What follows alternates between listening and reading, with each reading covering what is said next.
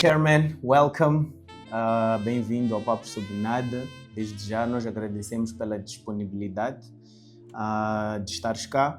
Vamos conversar um pouco sobre a tua história e vamos passear na tua trajetória até chegarmos ao estado atual. E como sempre, como é de hábito, nós começamos por perguntar aos nossos convidados sobre qual é a gênese. De onde é que o Chairman surge? Como é que o Chairman surge? Ou seja, resuma-nos a tua história toda, please. Chairman, como surge? Ok. Chairman como este artista, esta pessoa do mundo audiovisual, creio isso. Não o Chairman como pessoa, assim, mas do lado profissional. Eu ganhei paixão. Fotografia começou como paixão, um hobby, divertimento, da necessidade de ter que fazer aqueles primeiros registros do nascimento do nosso primeiro filho, aquela coisa, pai de primeira viagem, que quer ter tudo, quer dar tudo, tá a ver? Então eu já gostava de fotografia antes, porque já convivia com amigos que estava aí, sempre tive um olho para isso, só que nunca peguei a câmera me preocupar com ela. Gostava de ver fotografias de outros e tal. Meu filho quando nasceu, então comecei a brincar de fotografia. Naquela altura tinha uma Canon, acho que era uma Canon, uma Sony, daquelas pequenas point and shoot, aquelas que já a lente sai dali. Epá, na altura pensava que aquilo era o topo de gama, ter uma coisa assim tão pequena, simplificada nos dias de hoje. Ok. E coincidiu também nesta altura, depois do nascimento do meu filho, algum tempo depois, 1 ano e tal, ok. Meu irmão, que segue a mim, ele estava a viajar para fora, ia viver fora com a família, decidiu mudar-se. E muita coisa que ele tinha teve que deixar ficar aqui. Meu irmão sempre foi uma pessoa apaixonada por ter gadgets, acessórios, coisinhas assim que ele gostava de ter isso. E tinha também uma câmera com umas lentes. Acho que era uma Sony Alpha 350. Sony Alpha 350. Estamos a falar, conta lá, talvez, estamos em 2026, menos 14 anos, 2011. Yeah. O meu filho vai fazer este ano 17 anos, então quase 15 anos, mano. Se estamos em 2026, então estamos a falar de 2001. 2001, 2002 no máximo. Então, ele deixou ficar esse equipamento comigo. Aquilo para mim era uma câmera que já vinha com 2 lentes. Eu pensar que eu já estou ready mesmo. E também coincidiu numa altura que estava a dar aquele surgimento de Facebook, que as pessoas estavam a dizer, era novidade. Então eu fui reticente até para entrar nessa rede. Não, isto não é para mim, o quê? Mas quando decidi entrar, comecei a ver ali nos feeds aparecerem fotos, uma mais linda que a outra, de pessoas que estavam a fazer aquelas fotografias cá em Maputo. Eu não acreditava, em princípio. Aquilo continua a aparecer no meu feed. Eu já fiquei curioso. Não, isto aqui já não é uma cena aqui de brincadeira. É sério, as pessoas estão a levar isto a sério. Logo aí, depois, procurei por algumas dessas pessoas. Fui fazer alguns cursos de fotografia, como hobby mesmo, só para perceber como é que funciona isso aí. E pronto, já comecei a andar inserido neste grupinho de fotógrafos. Um deles era tão mau que ele já tinha feito tantos projetos de fotografia, que era uma fotografia por ano, por dia, durante um ano. E ser consistente nisso, já tinha feito isso 2 vezes. Depois já tinha feito um projeto paralelo de 52 fotografias, são 52 semanas, uma fotografia por semana. Não percebia, tu estás a perceber? Outro level de tu veres uma foto de uma chave numa fechadura, ele te trazer-te uma foto daquela chave, tu nunca imaginares que aquilo era uma coisa que podia ser fotografada. Eu apaixonei-me, fundei-me nisso aí. No entanto, foram surgindo grupinhos no Facebook, ponto de encontro de fotógrafos, grupo de fotógrafos, coisinhas assim, onde combinavam-se passeios. O grupinho juntava-se, ou saía num nascer do sol, ou uma tarde de domingo, ou alguma coisa, para em grupo irmos fazer fotografias, aquele convívio. Eu comecei a alinhar nisso, mas quando estava no terreno já sentia que há uma dificuldade. Por exemplo, íamos fazer fotografias do nascer do sol, antes de se construir a circular, antes quando ainda tinha aquela fonte ali, íamos para aquelas zonas. Para mim não era fácil eu sair de um sítio para outro, ainda por cima na areia, na cadeira de rodas. Mas dali onde eu estava, eu virava-me. Tinha que fazer a minha foto também sair ali, alguém me ajudava aqui e ali. Fui metendo na minha cabeça que o ideal para mim seria eu trabalhar em estúdio. Porque é uma zona que eu posso me controlar, não é uma coisa que existe muito aqui, é assim. Cheguei a ter numa minha varanda aqui na minha casa, montei uma vez um tecido, um pano, assim na varanda, para eu começar a ensaiar, a trabalhar ali, começava a chamar meus vizinhos, vem lá aqui eu te fazer uma foto, o quê? Eu pensava que estou a fazer a melhor coisa do mundo, mano. Onde eu nem sabia como é que era o processo de edição, como acertar o fundo, essas coisas, mas para mim aquilo já estava bom.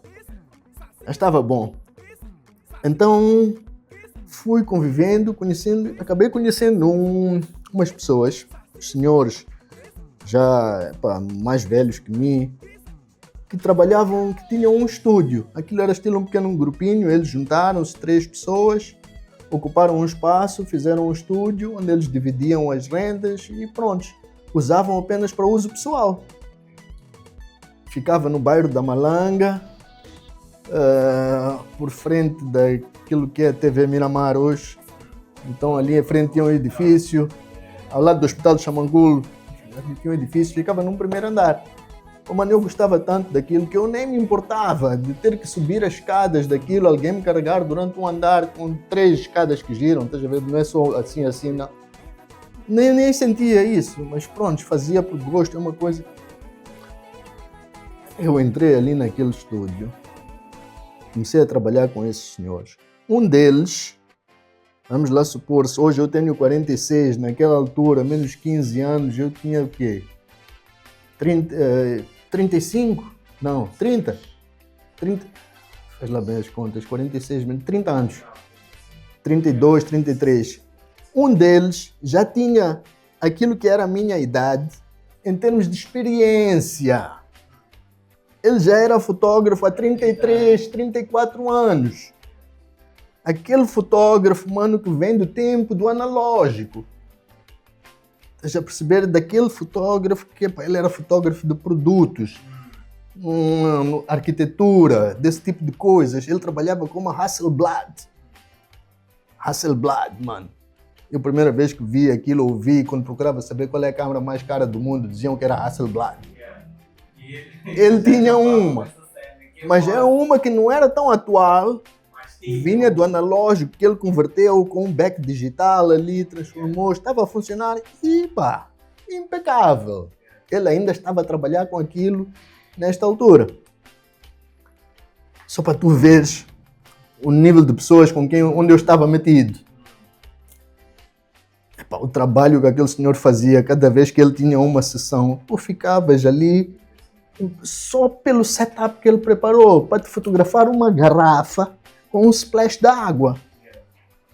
Um exemplo que estou a dar. Pá, eu quando entrei ali, depois tive uma vez uma sorte. Houve um pessoal que queria fazer umas fotografias. Aquela altura, o falecido Bang. Então era aquele projeto Time de Sonho. Eles já sabiam que eu tinha um estúdio. Não sei como, circulou essa informação, então eles precisavam do sítio para juntar aqueles artistas todos fazerem a foto.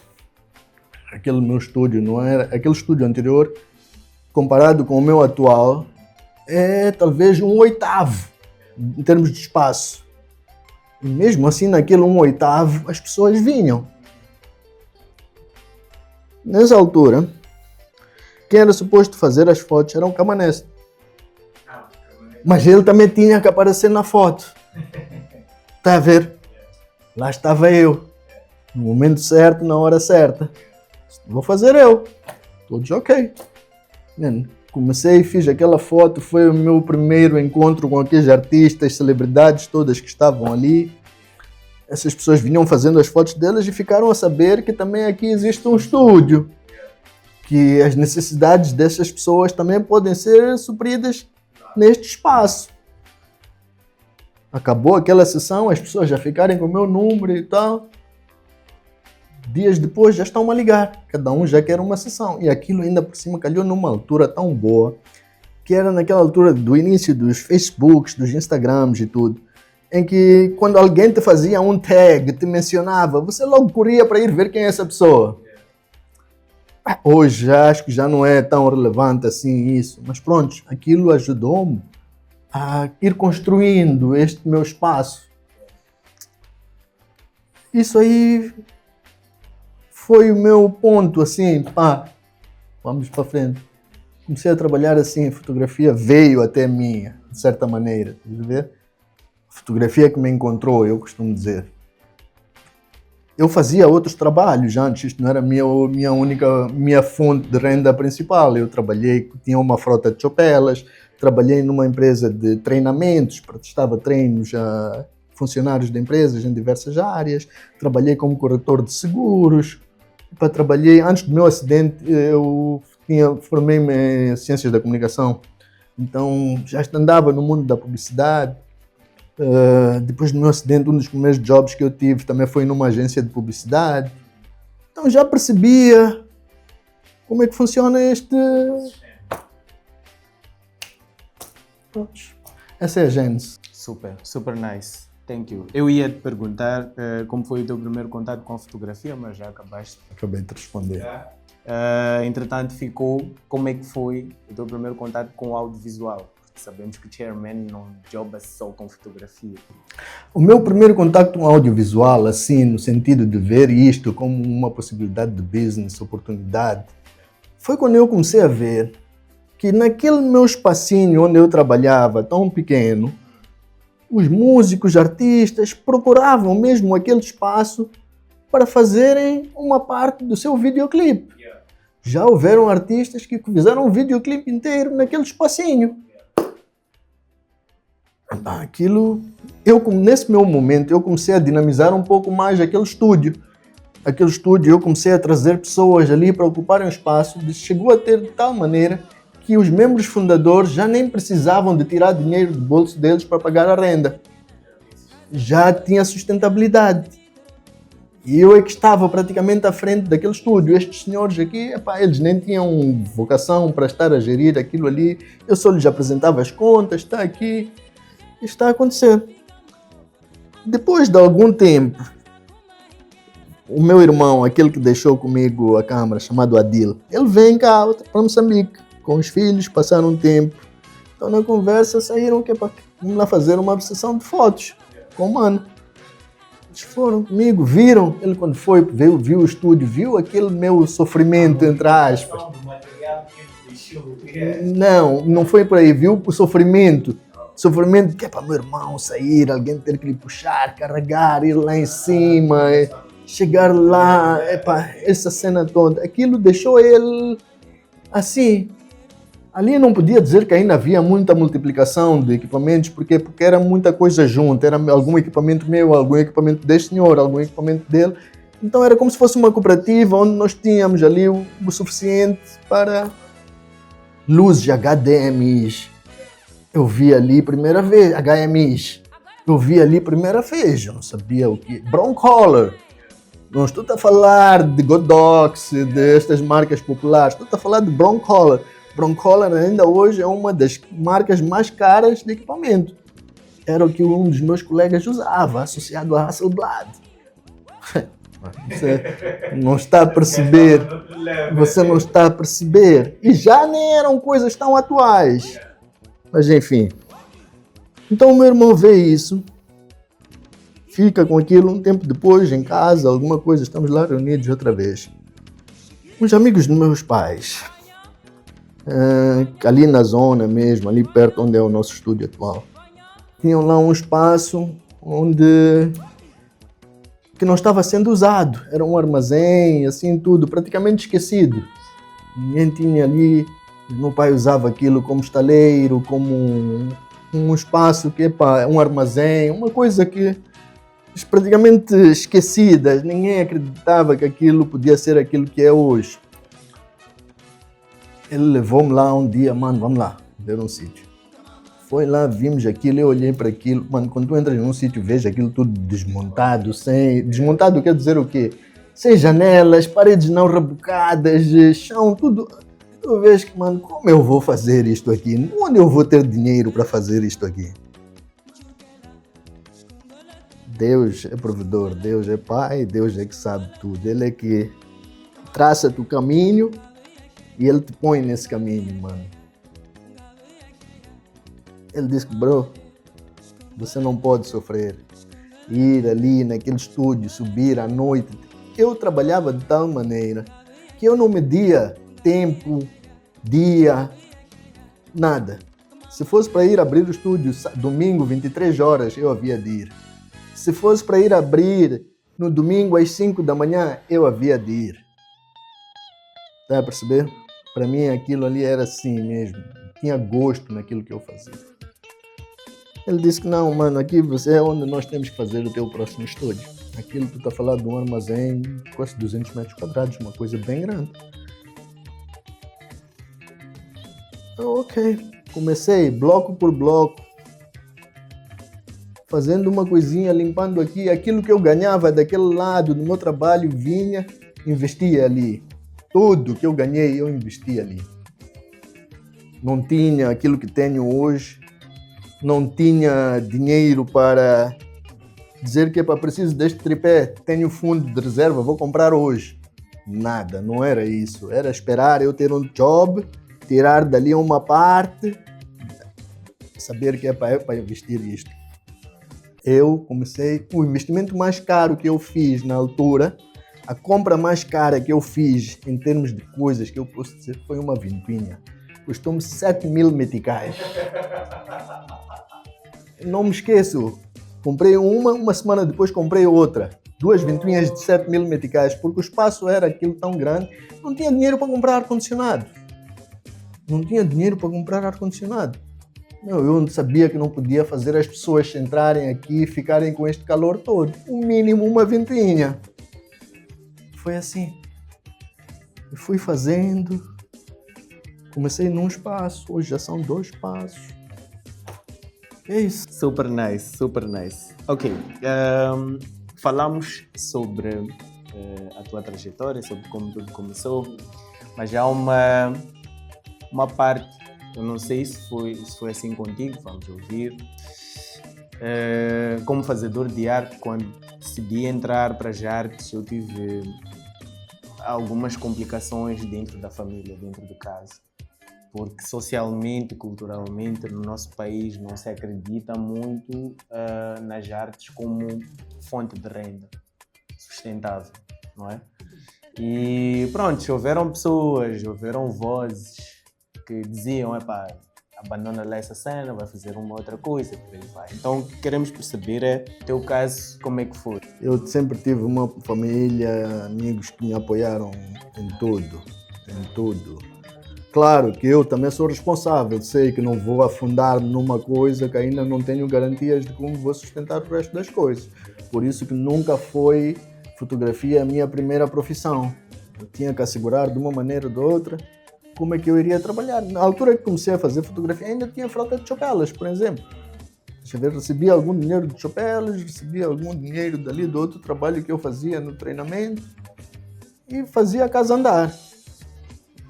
Mas sempre tive suporte, família e amigos. Epá, não desiste dos teus sonhos. Super nice, super nice. E a nível de desafios, quais foram os teus maiores desafios no início de carreira? Como é que tu conseguiste ultrapassá-los? Mano, eu nunca vi desafios à minha frente. Para mim aquilo sempre foi um processo natural das coisas. Eu nunca enfrentei nada assim como se, epá, agora estou num desafio. Agora é uma coisa... Não. Eu sou uma pessoa muito otimista por natureza. Eu sou daquele tipo de pessoa que numa situação vai procurar ver a solução e não focar no problema. Então, para mim, aquilo é o processo natural do acontecimento das coisas. Desafios não, eu via oportunidades. Via coisas que, epá, naturalmente o estúdio quando começou, eu começava a ver. Eu não tinha a capacidade que tenho hoje de poder, com tudo que a gente tem, assumirmos a responsabilidade de uma produção inteira. Eu simplesmente alugava o espaço. Eu via as pessoas a entrarem com os equipamentos, com o material, com as coisas todas, a fazerem os trabalhos deles. O meu processo foi assim. Não que eu senti que eu tinha que ter tudo logo de uma vez para absorver este pessoal. Não. Eu já estou a dar a eles um espaço, coisa que eles já nem tinham. Espaço tão grande, fundo infinito, eram praticamente uma novidade. Aqui haviam, talvez, contavam-se pequenas agências que podiam ter, talvez o caso da Golo, mais alguma que poderia ter um estúdio, mas que não era um estúdio que estaria facilmente disponível ao público, estás a ver? Porque gajo pensa que para eu ir à Golo, por exemplo, não deve ser barato. Eu comecei o estúdio alugando, nem lembro quanto é que era o valor inicial do preço do aluguer, mas acho que eram 2.000 ou 2.500 meticais por hora, uma coisa assim. E era um valor bem apetecível para aquilo que era a nossa realidade na altura.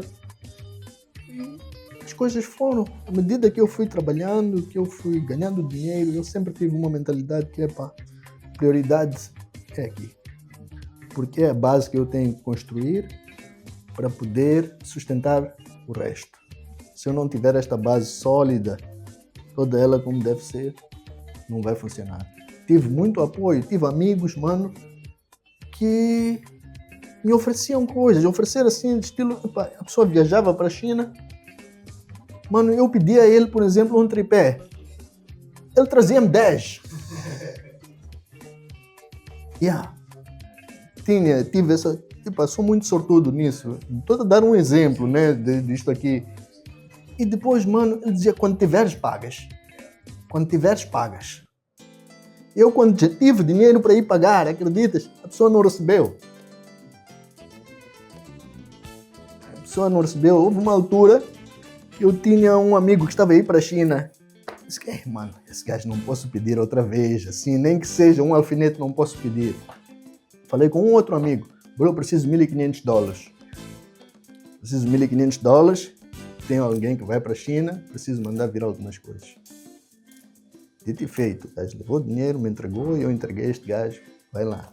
Mandei vir umas pequenas luzes, umas coisinhas assim. Quando eu juntei dinheiro para ir pagar, esse gajo também não aceitou. Então, fui construindo assim. Super nice. Tá nice. Vamos falar um bocadinho agora sobre, talvez diria gerações, porque estamos agora, é verdade que disseste que no teu time estávamos com o surgimento das redes sociais, do Facebook no caso, mas hoje em dia esta cena está um bocadinho mais evoluída e há consequências que não se sentiam naquele time que hoje em dia estão ainda mais ampliadas. Então, como é que é para ti? Primeiro, esta cena te afeta e se sim, como é que tu fazes para manter já a produtividade, porque um criativo precisa de um time fora destas redes, querendo como não. É verdade que vamos para lá às vezes também para ir atrás de referências, sim, mas o criativo precisa de um espaço para trazer as ideias e tudo mais. Com a minha experiência pessoal, em muitos momentos me encontro perdido nas redes sociais, a perder tempo que podia estar a ser produtivo. E fora isso, existem consequências que não são visíveis por causa dos hábitos que depois acabam se manifestando, mas que nós não percebemos. Achamos que, sei lá, esse problema vem de uma outra coisa, mas no fundo nós sabemos que é por causa deste comportamento. Então, como estamos a lidar aqui com duas gerações diferentes, eu quero entender primeiro se este problema também afeta a tua geração, de acordo com a tua experiência. Se sim, como é que mantens a produtividade? Se não, o que é que tu dirias para a nova geração? Mano, é um bocado tricky essa tua pergunta, porque, existe aqui, no meu entender e no meu ver, um gap. Estes que tu dizes da minha geração, não sei o que é que tu te referes, como é que tu me vês, já como um cotão, não sei. Mas sinto que este pessoal se calhar não teve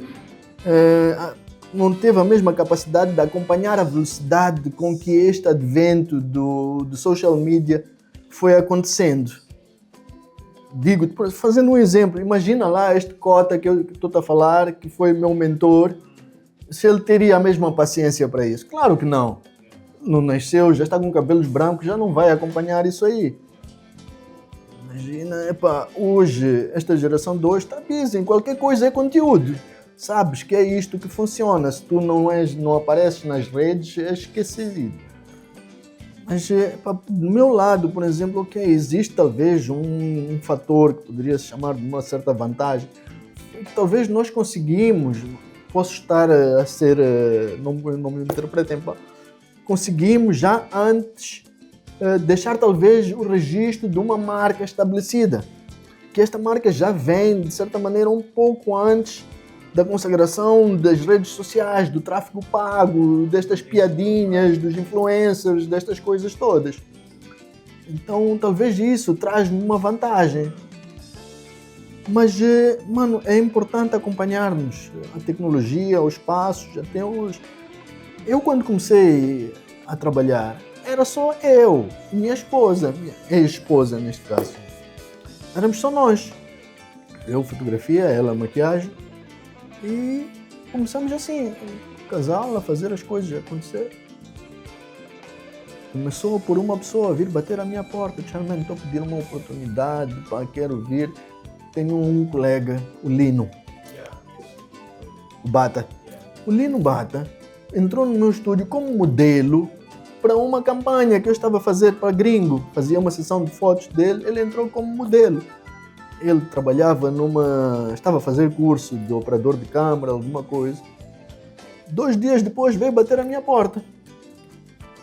Eu, Lino, você está a ver isto aqui, como é que é? Eu só abro quando tenho job, não é um sítio que eu estou aberto das 8 até as 17. O estúdio ficava fechado. Quando eu recebia uma ligação que é para ter um job, eu ia, abria, fazia o trabalho e terminava e ia para casa. Hoje já estamos lá na empresa, talvez o quê? As 15. E destes 15 que estão lá, aqui estou acompanhado do meu colega Socho, é responsável por social media. Eu, se não posso fazer, eu tenho que arranjar alguém que vai fazer, porque eu não posso ficar atrás nas coisas, estás a perceber? Hoje o mundo, os negócios precisam desta presença e não há como fugir, isto já é o presente e no futuro só vai estar aí, ainda por cima com as inteligências artificiais que vêm aí, que já estão aqui, não é que vêm aí, que já estão aqui. Então só temos que nos adaptar e encaixar. Nice. Mencionaste sobre as inteligências artificiais e é sobre isso que eu quero conversar nessa próxima questão. Em nosso país nós ainda temos um longo caminho para para que as leis dos direitos autorais realmente sejam efetivas. Sabemos que não são. Até existem, mas não são. Num contexto onde mesmo o mundo digital ainda está com esta fragilidade, o que dizer agora que nós temos as inteligências artificiais? Como é que nós fazemos o uso responsável? Porque hoje em dia qualquer gajo pode fazer o job que nós fazemos. Não sei como vais controlar isso. Num país onde a legislação não está em cima, não há controle sobre isso, muito difícil. Visto agora, lançaram aquele Sea Dance, os chineses.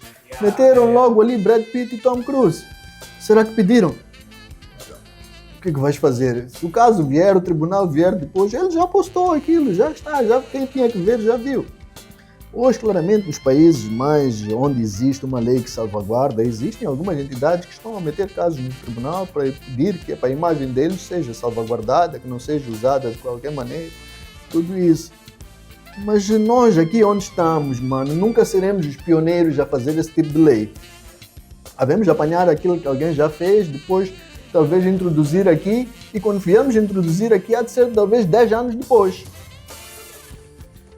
Mas como esta cena de internet é uma aldeia, é uma cena global, fica um bocado...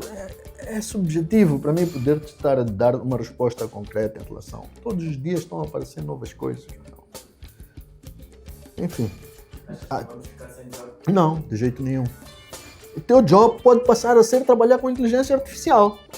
Simplesmente isso. Tu é que vais criar os prompts, tu é que vais criar os inputs, tu é que vais saber tudo isso. Epá.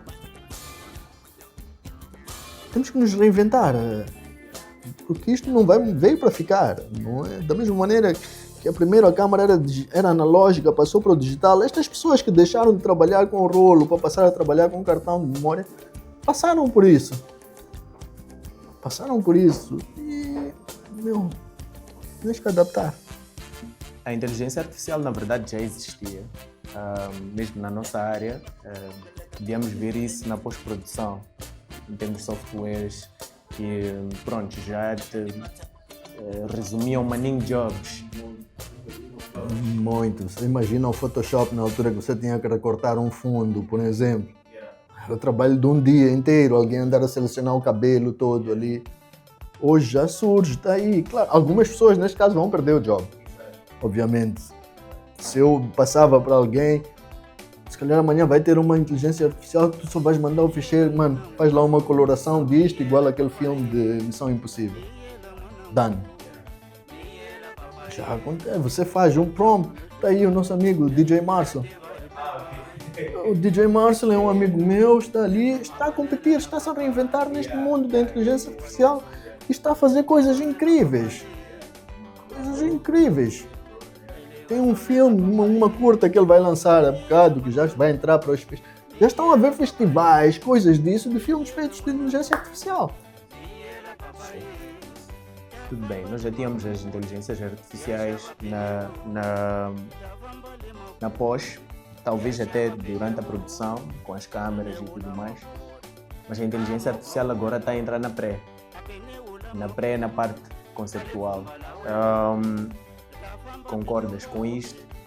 Temos que de facto nos reinventar. Qualquer gajo pode agora usar a inteligência artificial. Eu sei que disseste que não temos como controlar isso, mas eu quero perceber o teu ponto de vista com relação a esta realidade.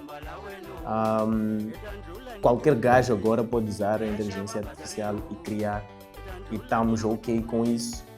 Há alguma coisa que nós podemos fazer num mundo utópico? O que é que podia-se fazer para, se calhar, ter controle dessa nova realidade? É impossível, mano. Impossível ter os controles. É inevitável, não tem como. Você será surpreendido a todo momento. A todo momento você será surpreendido, mano. Você não tem como controlar isso aí. Foi como quando surgiu a internet, a própria internet em si. Você só estava habituado a entrar em Yahoo, Hotmail. Nem sei se você entrou. Você só veio conhecer o Gmail. É o Google, é o Gmail. Mas quando a internet entrou, houveram esses problemas todos, essas questões todas. Hoje tu vês, por exemplo, dou-te um exemplo, o power das redes sociais. Faz lá uma comparação das redes sociais com aquelas mídias, televisão, rádio, isso tudo. Põe lá isso na balança. Hoje tu vês pequenas, grandes empresas, todas estão próprios eles a fazer conteúdos não direcionados para a TV. Aconteceu um caso no Brasil, não sei se viste, da Gazeta TV, que tirou os direitos autorais da transmissão da Copa do Mundo, que estava com a Globo, que era uma televisão, que é uma televisão grande no Brasil. E é isso que estás a dizer, que hoje em dia o pessoal que produz para as redes sociais tem o maior peso. Então, é um novo mundo. É inevitável. Ok, é inevitável. Como é que as gerações atuais e as futuras podem preparar-se então para que não se perca a autenticidade num contexto com poucos elementos de representatividade cultural e num mundo cada vez mais globalizado? Nunca esquecer as tuas raízes, mano. Nunca esqueceres as tuas raízes, porque, dar-te um exemplo, sei lá, como se é a resposta ideal que é para a tua pergunta ou não. Não tens como, hoje, se quiseres fazer as coisas sem usar a inteligência artificial. Se tu supões que queres criar um beat, uma música, se tu não queres manter isso aí, tu sabes que eu vou criar um beat que vai ter um bocadinho das minhas raízes tradicionais. Vais meter um bocadinho de uma rebenta, se calhar uma ceninha assim, para continuar a preservar. Senão tu também perfeitamente podes entrar na trend, queres fazer um beat estando aqui, sabes, o prompt é um beat que funciona na Finlândia, que funciona na Rússia. Sabe tu e eu, mas se tu queres preservar, vai caber a ti, a responsabilidade será tua. Não é mais ninguém que há de fazer isso. For sure. Então, Chairman, podíamos falar sobre muitas coisas, mas pronto, temos que seguir os algoritmos, temos que estar dentro do on time. Temos que seguir os algoritmos, temos que estar dentro do on time. E por isso vamos concluir a nossa conversa agora. Quero dar-te este espaço para deixar as tuas considerações finais, conselhos. Isso é uma coisa que já íamos esquecendo. Nós sempre pedimos que os nossos convidados deixem um conselho a todos aspirantes à tua área, do audiovisual, da fotografia, que é que tu achas que é um must-have para tu te tornares num bom fotógrafo, num bom cineasta, num bom técnico de audiovisual. O que é que tu tens que fazer? Tipo, isto é inegociável. Quais são estas dicas e depois deixas as tuas considerações finais. Quais são as minhas dicas para isso, meu? Eu não sei exatamente, mano, aquilo que eu até acabei dizendo. Primeiro você tem que gostar daquilo que você faz. Você não pode esperar alcançar o sucesso fazendo algo que você não gosta. E se tu gostas, mano, se tu gostas, tu sentes prazer naquilo que tu fazes, tu vais fazer por amor, em primeiro lugar. Depois é que has de fazer pelo dinheiro e tudo isso. E vou-te fazer assim uma pequena analogia. Eu quando comecei a fotografar, por exemplo, eu fazia uma sessão de fotos a alguém e essa sessão eu conseguia aproveitar 50, 60 fotos. Eu entregava 50, 60 fotos. Eu esforçava para trabalhar cada uma delas aqui com aquilo que eu aprendi, com aquilo que eu sei, para entregar a esta pessoa. Eu não estava a fazer isso para aquela pessoa. Estava a fazer aquilo em primeiro lugar para mim.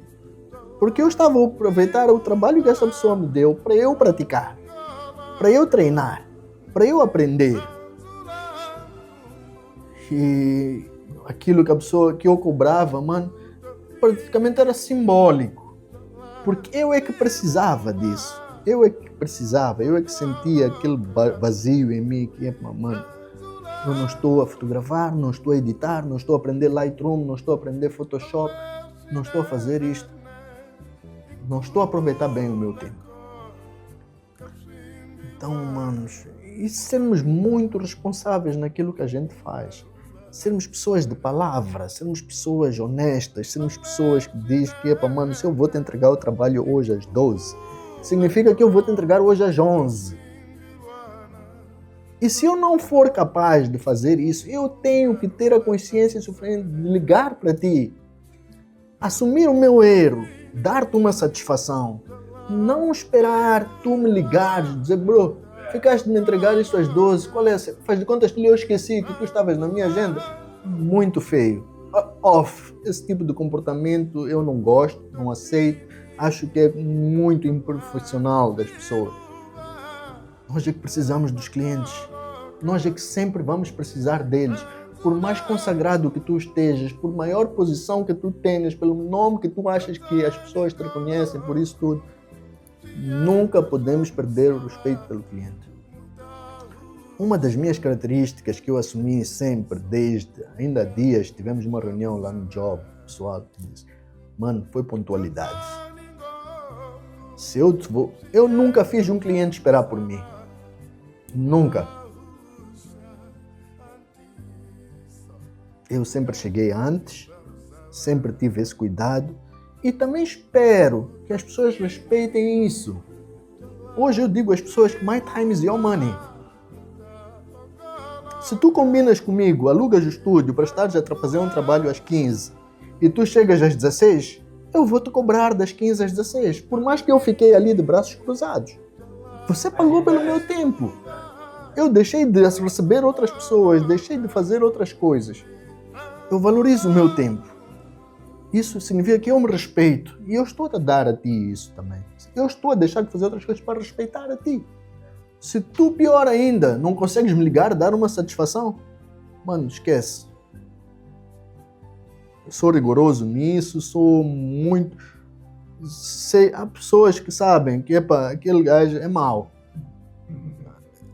Acredita, as pessoas sabem que quando vens trabalhar comigo, vens para o meu estúdio, tu sabes como tens que saber estas coisas. Já consigo dizer-te isso porque já levo mais que 10 anos de carreira, estás a ver? Já conheço as pessoas, trato elas, muitas delas daqui para aqui e tal, as pessoas me conhecem, refiro-me a artistas, celebridades, pessoas deste mundo. Tive a oportunidade de conhecer grandes profissionais deste mundo audiovisual e eles também me conhecem hoje. E este conhecimento que eles têm é pelo trabalho que eu fui desenvolvendo. Não é porque eu fui ali, andei a bater porta, as pessoas, como é, vamos lá tomar um copo, vou te levar para um almoço. Não, o meu trabalho deu a mim este reconhecimento. E, hoje, as pessoas me conhecem como Chairman, e este nome Chairman veio pelo meu trabalho. Hoje, por exemplo, também digo que tenho mais fama de podcaster do que de fotógrafo.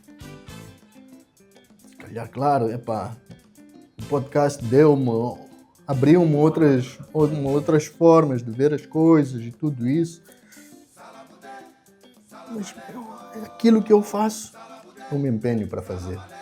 Eu sacrifico, mano, eu não meço esforços.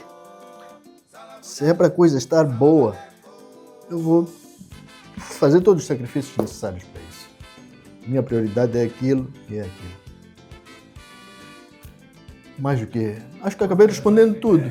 E destas até as considerações finais, mas pronto, se tiveres mais alguma coisa para acrescentar, ficas à vontade. Mas para fechar, manos, eu posso dizer que respeitem o trabalho que vocês têm,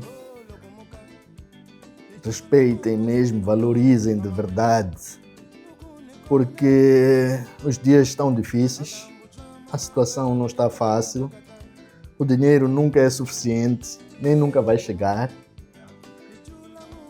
Muitos gostariam de estar no teu lugar, a fazer aquilo que tu podes não estar a gostar de fazer neste momento. Mas se é aquilo que tu tens para fazer neste momento, faça com todo o amor e toda a paixão. Empenha-te, dedica-te, foca-te. O resto é consequência, de facto, o resto é consequência. E, manos, o teu trabalho tem que falar mais alto que tu. Eu vejo a coisa assim, talvez sou humilde o suficiente, sou muito humilde para aceitar que eu se calhar já atingi um estágio. Para mim eu ainda não atingi. Ainda não atingi porque eu ainda acho que tenho muito o que fazer, ainda posso fazer muito, ainda posso melhorar muito as ofertas dos meus trabalhos, dos meus serviços, das condições que a gente oferece para abraçar este mundo da arte, da cultura, do mundo audiovisual e tudo isto. Sonhar alto. Acho que é tudo. Nice. Thank you, Chairman. Obrigado. Guys, não se esqueçam de subscrever, partilhar este episódio. E vocês estiveram cá conosco, assim é que é. O Chairman, e nos vemos no próximo episódio. Thank you, guys. Já que estão aqui, aproveitem também para subscrever as nossas páginas, o nosso o maior podcast mais premiado do país, Chairman Media House, Chairman NC, and be good and be safe.